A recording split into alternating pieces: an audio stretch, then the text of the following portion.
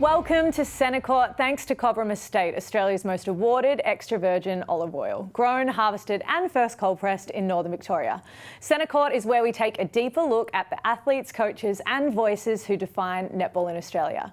The conversation unfolds in 4 quarters, giving our guests room to share who they are away from netball, the highs and the lows of their career and the future they are building towards beyond the court.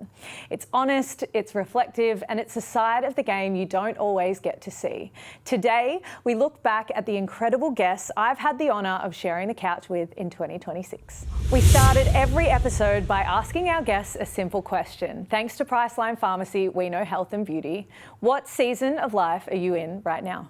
What season of life am I in? I don't know how to start. How do you answer that? Season of life, basically an exciting, I guess, season of my life. I think it is coming into coaching professionally. It's been a dream, I guess, or was a thought for a while. Probably a bit scared to say it was a dream, but it is a dream. It's a dream role for me, and to be able to do, work with athletes in something the sport I love and have loved for a long time and given a lot of time to as well. So very happy to be in this next stage. What has surprised you most about becoming a mum? What has shocked you? I just didn't think you could love anyone like so much, and it's just like, yeah, it's just an amazing thing, and I probably will get emotional with this emotional thing, but with her start in life, and yeah, it was pretty rough for us, and to see her, after a few hours for the first time and not be able to hold her for a few days and be transferred up to Melbourne in the NICU, and just from the get-go, like, they just scare you. It's just like such a rewarding thing, and to help her grow, and you're literally, as a breastfeeding mother, like, you're actually keeping something alive, which is also wild, and supporting her through everything. So it's been a steep learning curve, but I've just absolutely loved being a mum. I approached motherhood in the same way I approached my career early on, in that I was like, I was like so scared. I'm like, I don't even know what I'm doing here. Like, I'm in charge of these things. And I was like, it didn't come naturally. So I was like reading everything and like researching, how do I be a mum? Like, and like in that, I was like, if I'm not good at this naturally, I'm going to have to learn it. And then that's when you get caught in that, like, this identity around motherhood. And I definitely lost so much of what were my strengths. And I think now when life throws you all the different curveballs, I just go, I know that my kids are better off when I am the chaotic, just trying, doing things, falling over, getting back up, like that side of me.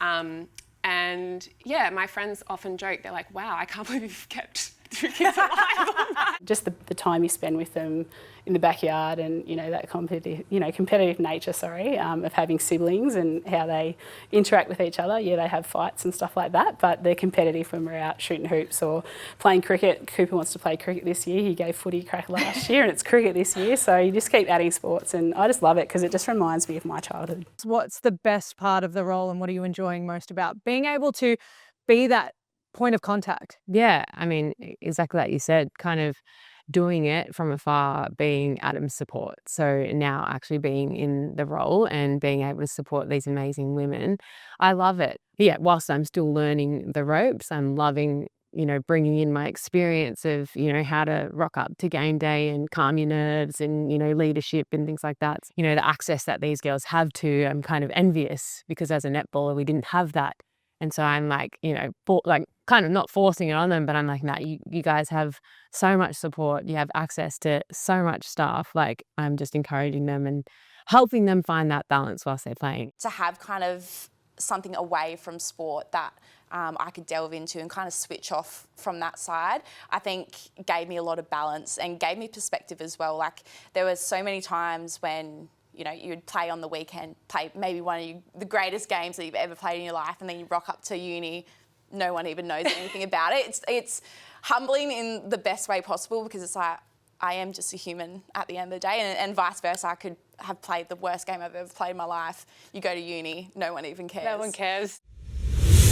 We then turned our attention to quarter 2, where we dove head first into their netball journey. Thanks to Cobram Estate, Australia's most awarded extra virgin olive oil, grown, harvested and first cold pressed in Northern Victoria. I remember the first time Mum was driving me down to Geelong and it was pouring raining and my mum's from the country, so she's played a lot of outdoor netball, and it was pouring raining, and little me, who's used to the indoor Altona courts, I was like, all right, Mum, like turn around, like I'm not interested in this, like they're going to cancel the game. She just started laughing. She's like, haha. You've got no idea. You're going to have to play in this. But it was the best time. Like, I think, obviously, the girls that make SSN from when they're 18 or whatever, I almost feel sorry that they missed out on this period of their life. I just had the best time. I've made 2 of my best friends down there, met Cameron, like the community aspect of playing social netball. They probably wouldn't call it social netball, but it is. Local footy netball. Yep. Was the best. And, you know, I probably needed that because I'd lost a lot of love for the game. So 2019 was a great year to start. So I made that Victorian Fury team and probably didn't expect to make it again. And everything was going well. I was really positive, motivated, and then I got a stress reaction in my navicular bone in my foot, and I was out for, I guess, 3 months, but it was a bad 3 months. It was like during the season, came back halfway through, kind of came in for a couple games, wasn't like fully ready. Didn't feel great about netball, and then I was ready to park that year and kind of go again in 2020, and then COVID happened and I did nothing. Like Mum and I would go down to the courts and we'd go on Zoom with Kathy Fellows and we'd do like, for VIS, we'd do these like footwork patterns. I was like, oh, like netball sucks, I hate it. It's probably the first time I've felt like that and just didn't care about it. But then in 2020, when the SSN season started and we were watching like 2 games a week, 2 rounds a week, gave me something to do. Me and Mum would make a cheese platter every time there was a round. But I think seeing girls that I grew up playing against excel and play kind of ignited this fire in me that kind of made me believe in myself a little bit more. I was like, oh, maybe I can be there if they're there. Being a diamond is so hard. I think it's such a privilege, and to be able to, like, whenever we go into Diamonds Camp, we have this wall and it has like all the names of all the players that have played for the Diamonds, and when you just like go through all the names, there's so many legends of the game and there's just so much history within the team and the legacy. And I think it's just like every time you take the court, you never take it for granted because you just never know when you're going to put that dress on again, and you never take it for granted. It's a huge honour. I love it. I love being a diamond and just the environment and to play for your country. Before an Aussie Diamonds game, you'd always sing the national anthem too, which always just kind of gave me shivers, and you'd link arms with your teammates and you'd go out on court, you'd do absolutely anything for them, anything. And that, to this day, it's like we've got this Australian Diamonds culture. Once you're in, you're in. You have to be able to get stuff out of it that's not just reliant on things that you can't control. So I always go in and I'm really clear on what I want to get out of it. And I think the other part of that is like, one of my favourite quotes when I'm in this space is like, it's not what you do, it's how you do it. And I think that that's so important to me. I think it's like how you show up as a person is so much more important than the medals that you win. For my entire time at Collingwood, I was working pretty much full time. And I look at girls within the Mavericks environment now, and there's some girls that need to be fully focused on netball and that's how they get high performance. Then there's some girls, and I'll like put like a Palmy in that category, where they actually need to be quite stimulated outside of the sport to get high performance. And so I am in that category. I need to be.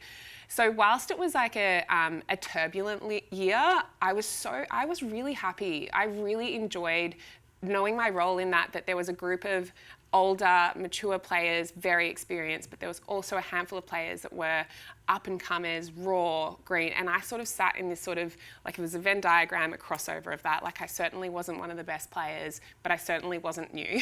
So I loved the role in being able to try and like connect that together. It was an opportunity that any player, if you'd looked at the opportunity that I got, would not turn down. I had achieved everything I wanted to and more at the Firebirds, and to be honest, my netball was going up. However, my life and off-field was just plateauing, and I was just like kind of bored and just I needed something. I needed a challenge. I needed to be uncomfortable again. I was too comfortable. It was a bit of a tough time on the court. I would say, I came from an environment where I was embraced and my uniqueness was embraced, and I wasn't, molded into someone that I'm not. And so I came down into Melbourne thinking that I could do the exact same. And then, I don't know, I was just kind of made to change and had to change kind of my style of play. And I didn't really understand why they wanted me. And so I just went back into my box. And so, I just kind of changed a bit when I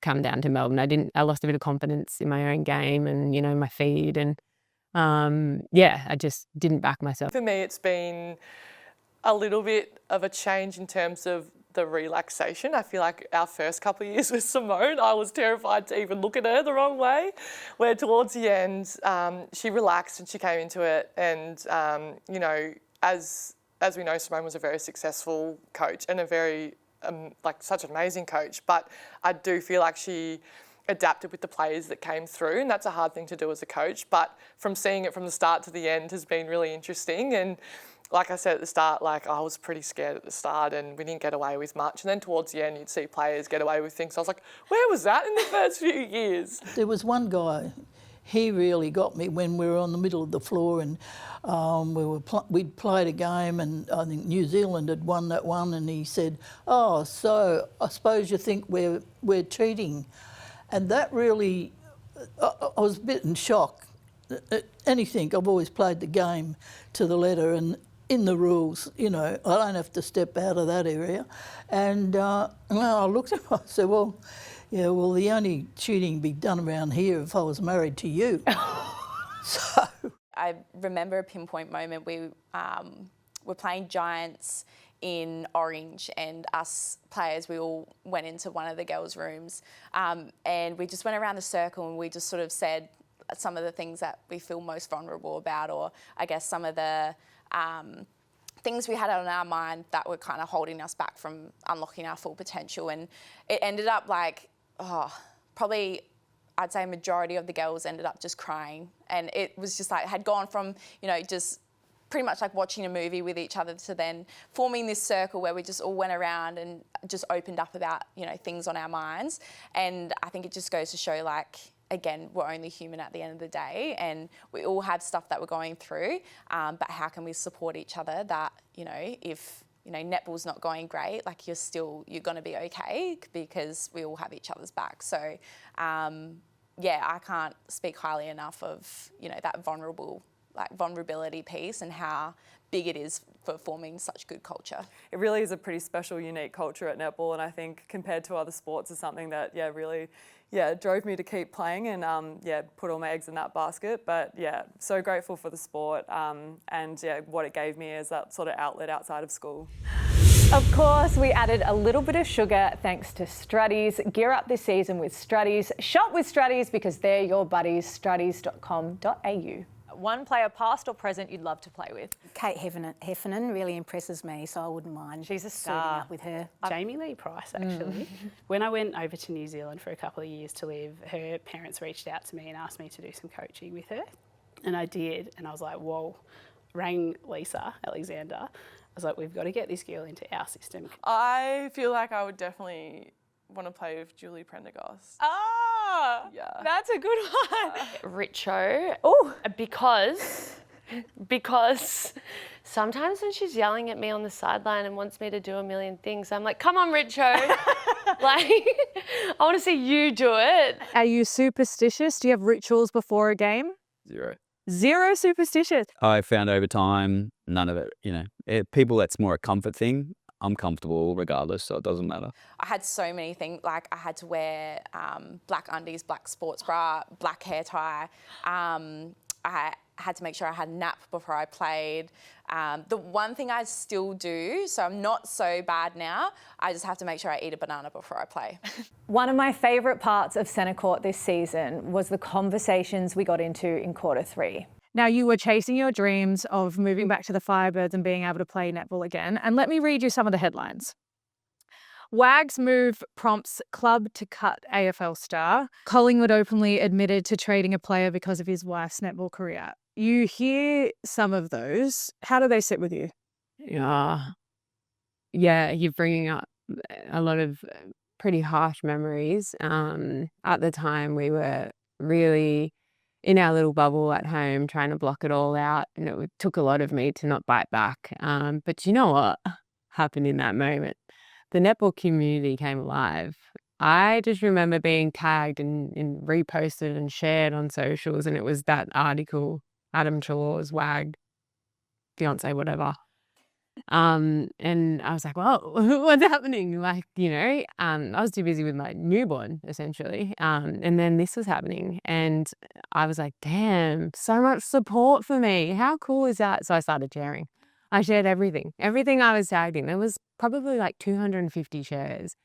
And I just felt like, holy crap, like netball's coming alive and netball's got my back. And that's why I was like, damn, I'm going to go back to the Firebirds and play netball. So that support and the community that I had around me, I was like, I felt so just, supported.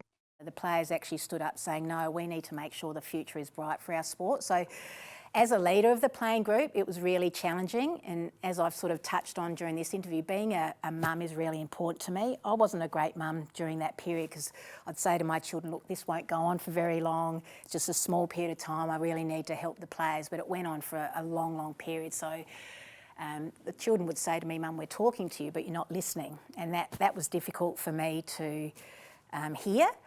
But because our PA was almost just me and my chair and some advisors, I couldn't just disappear and go, this is all too difficult. But the players deserved advocacy, they deserved representation, and I was empowered because they were united and they were standing up for their sport. So as difficult as it was, I was so proud of them. They went through periods of not being paid for 3 months, and no player should have to go through that. No sport should impose that upon the players, but they felt so strongly that our sport needed to be looked at and taken in the appropriate direction that they withstood that. And it's a credit to them.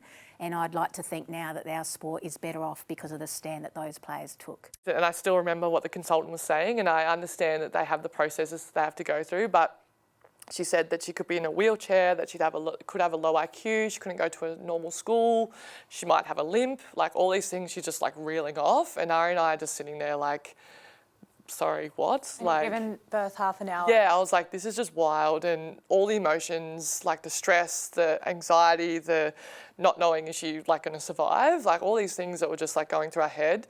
Anyway, a couple of hours passed and they wheeled me in to see her, and I just remember like completely breaking down because she was so small and she had all these wires and everything hooked up to her, and we'd by this stage called her Mabel, and one of the nurses was Mabel, and that was like really, I thought this is a sign like she's going to be okay. They made the decision to take her up in the Piper ambulance up to the Royal Women's, where they had a special cooling process. So basically they cool them down for 72 hours, put them basically on ice packs and drop their body temperature right down to about 33 degrees. And it's basically to stop any further brain damage if there had been any in the first place. So it was basically a waiting game for 72 hours.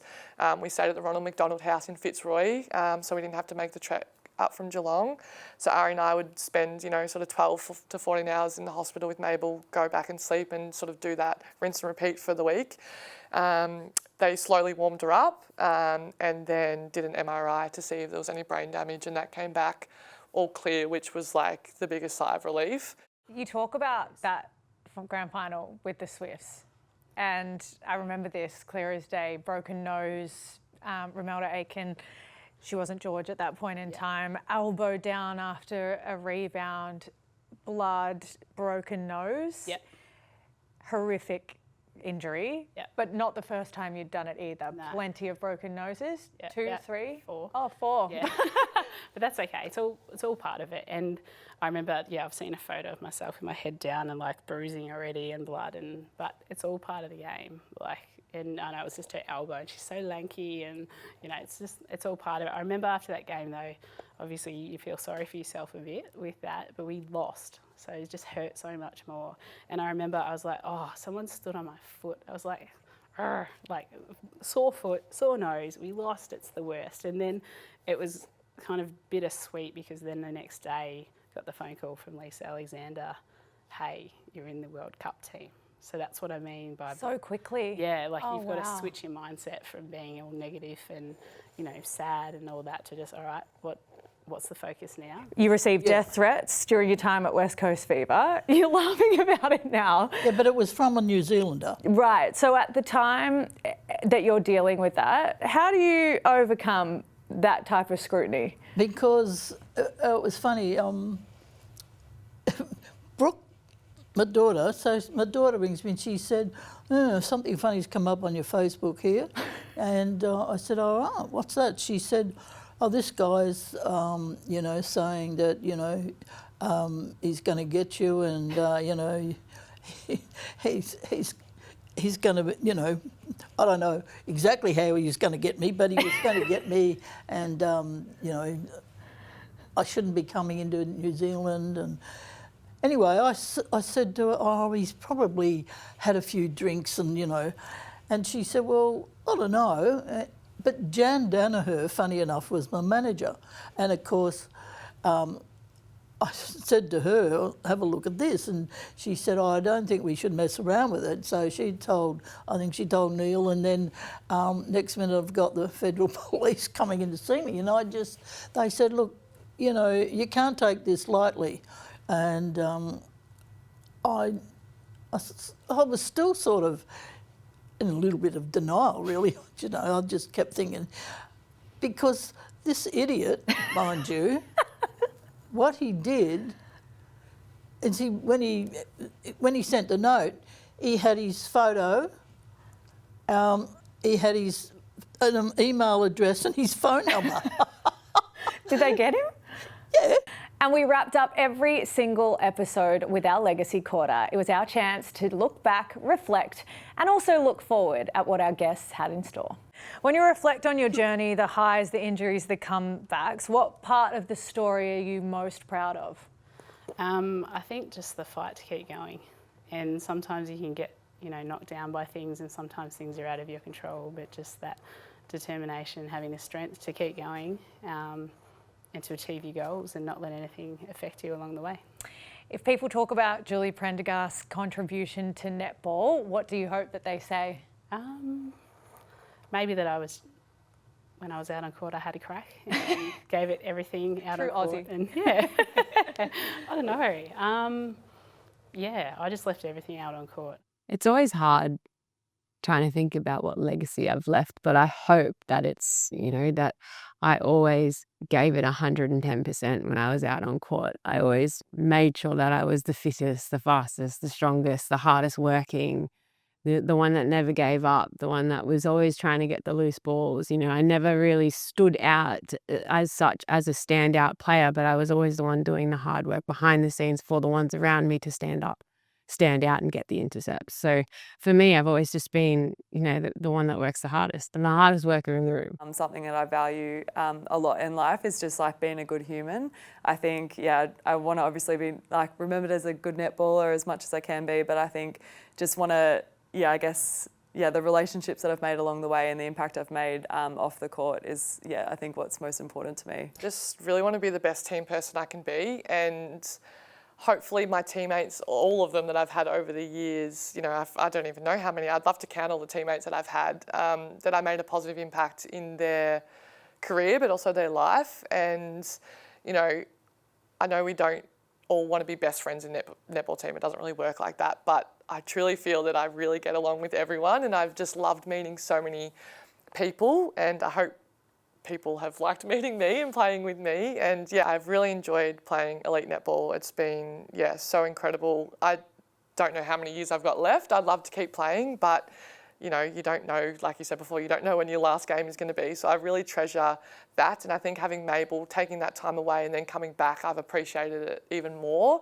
And I've just loved being back out on court. And yeah, hopefully people just remember me as someone that's, yeah, authentic, had a crack and was a bit silly sometimes.